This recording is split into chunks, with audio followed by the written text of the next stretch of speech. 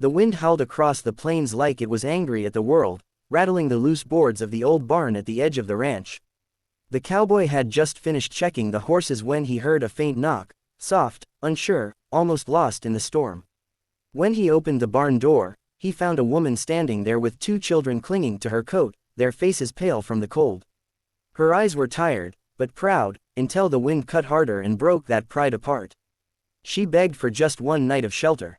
Nothing more. He didn't ask where they came from or what had chased them into the dark. He simply nodded and led them inside.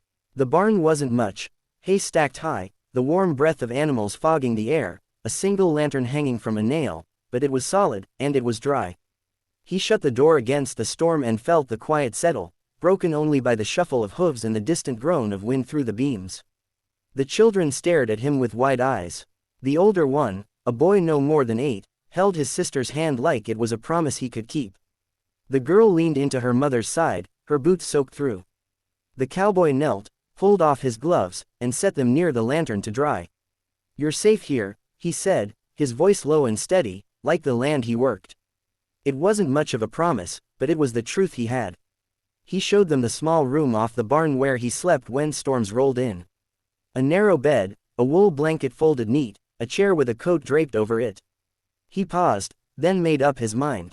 "You take the bed," he said, already turning away. "I'll be fine out here." The woman protested at first, shaking her head, but he cut her off gently. "Just one night," he repeated, as if reminding himself too.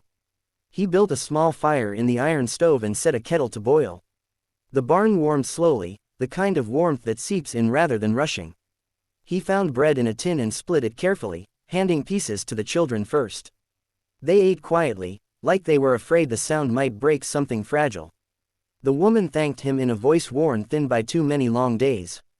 He nodded, not trusting himself to say much. As the storm pressed closer, the cowboy checked the animals, moving with practiced care. He laid extra hay, tightened a loose latch, and listened to the night. The wind carried memories with it, of a time when he'd been younger and less steady, when he'd wandered with nothing but a bedroll and a horse. He knew the look in the woman's eyes. It was the look of someone who had walked farther than she planned. He returned to the stove and poured hot water over grounds in a chipped mug.